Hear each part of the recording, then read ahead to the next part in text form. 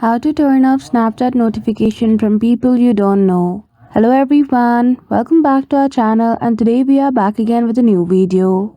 So without any delay, let's get into it. For that, firstly open Snapchat application on your device. Click on your profile icon at the top left corner.